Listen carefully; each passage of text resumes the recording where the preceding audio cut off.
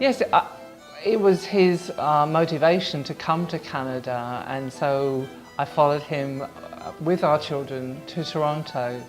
And it was difficult because just simple things like trying to go around the shops and find what to buy and food, it was different, totally different. It was good, it was a totally new experience. My children were quite positive. And yet there was a lot to adjust to, a lot of new things. Registering the car, so many new things to learn and understand. Well, in the UK, when I would go and sort out the paperwork for a car, get the tax, get the insurance, all the documentation, I knew what to do.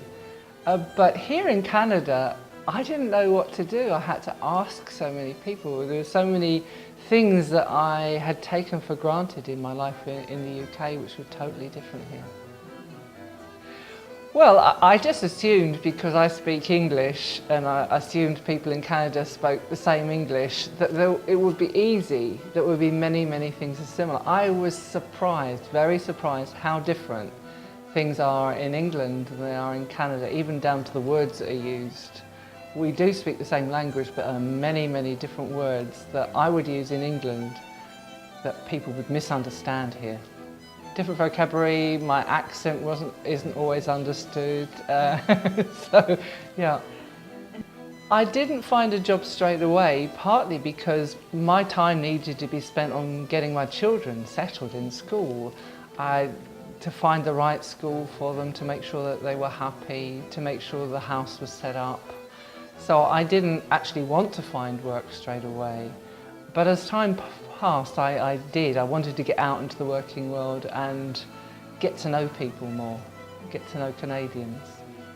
I need to have a degree, and my qualification in the UK isn't quite a degree. Now, I tried to get retrained with University of Victoria, but to get my qualifications that I already have ratified, it was such a complicated process.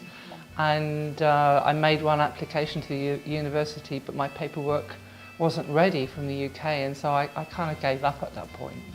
In a professional job, you become used to a certain amount of prestige, and if you want to change jobs, you've got all the experience, but here my qualification isn't valid.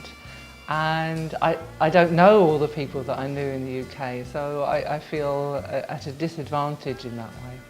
London, I've always been quite a creative person, but I never thought I would do this kind of work. It wasn't until after we arrived in Toronto and I was searching my brain for what else to do other than social work, right? And I looked at what was available, and graphic designer came up, and I knew a little bit about it, and I thought, well, yeah, that's something I could enjoy doing, and it was new, totally new. And I'm now in the process of remodeling my business along the lines of self-publishing.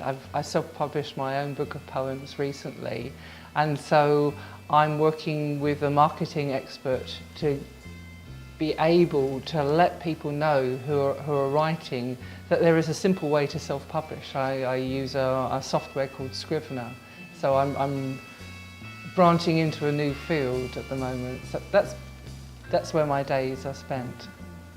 Definitely. Well, I have one already.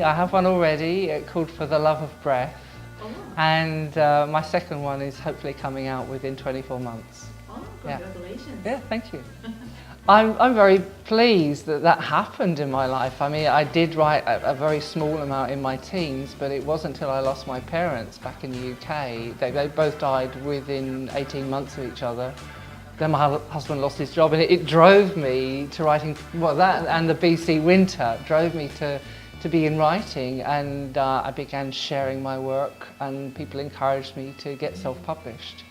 And so it's been wonderful doing poetry readings. That's something I really enjoy, and I encourage anybody, whatever stage they are in their lives, to try writing, particularly if they're going through difficulties. And I know immigrants from time to time do feel lonely, do feel lost. Write it down. It's going to benefit you to do that.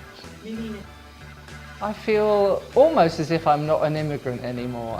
I've gone through that phase of being an immigrant, being strange, being a little scared, and now I feel that I belong. It's taken some time, but yeah, I think I'm there now. I feel I've settled now. I got citizenship a few years back, and I feel that Canada is my home. I mean, I still feel very connected to Britain. I've got dual nationality, and that sits well with me, but I feel happy. I really love Vancouver, love the outdoors, and I have a good life.